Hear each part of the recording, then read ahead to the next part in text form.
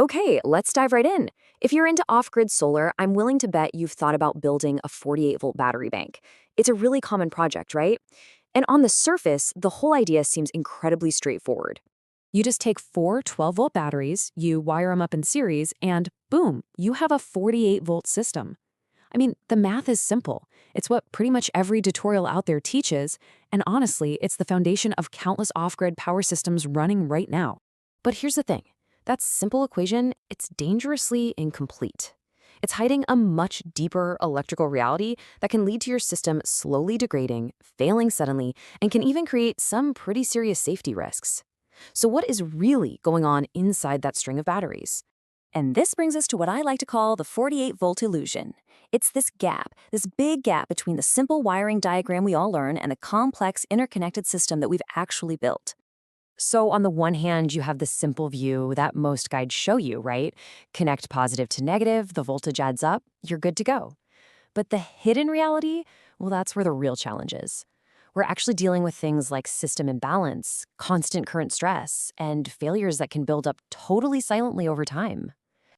To really get why this happens, we have to look past the voltage for a second and focus on what's really stressing the system. And that is the constant current problem. Okay, so let's start with the easy part. We all know this. When you connect batteries in series, the voltage of each battery adds up. Each one contributes its little piece to the total, giving us that 48-volt output we want. Super fundamental.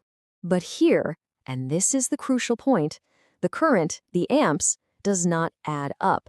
It is identical for every single battery in that string. Every amp that flows out of your inverter has to pass through each and every battery, one after the other.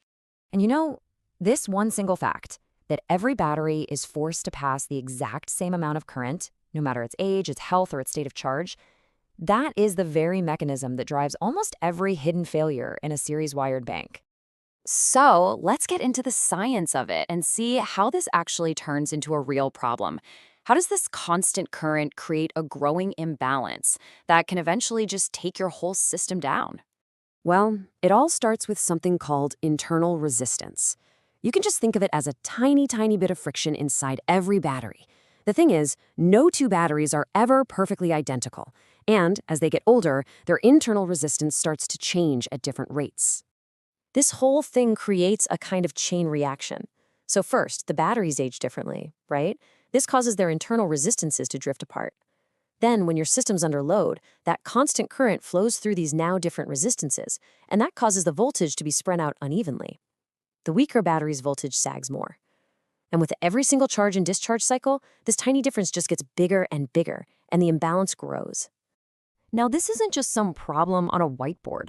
This growing imbalance leads to very real, very tangible, and often dangerous consequences.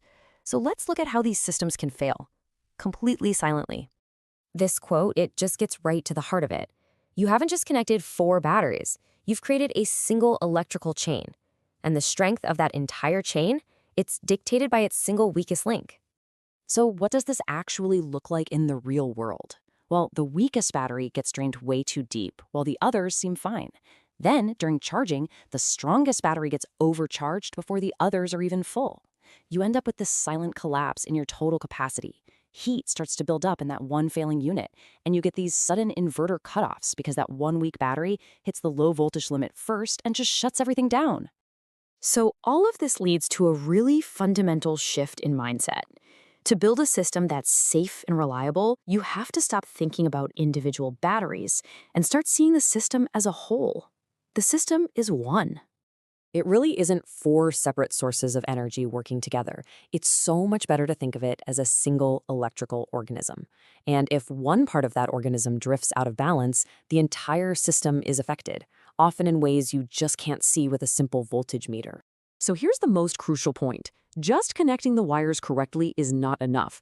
The real solution is a much deeper understanding of how this system behaves, and that has to be combined with active monitoring and active balancing to make sure that organism stays healthy for its entire life. If you take away only one thing from this whole explainer, please let it be this. In a series system, you are always at the mercy of your weakest battery. Its health, its performance, and its eventual failure, that will determine the survival of your entire, very expensive battery bank.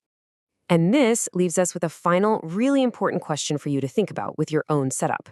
If one battery can silently bring down the whole system long before failure is obvious, have you ever actually tested the individual batteries while they're inside your live working series string?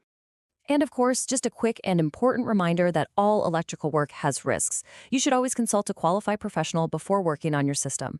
This content is for educational purposes only. Please be safe out there.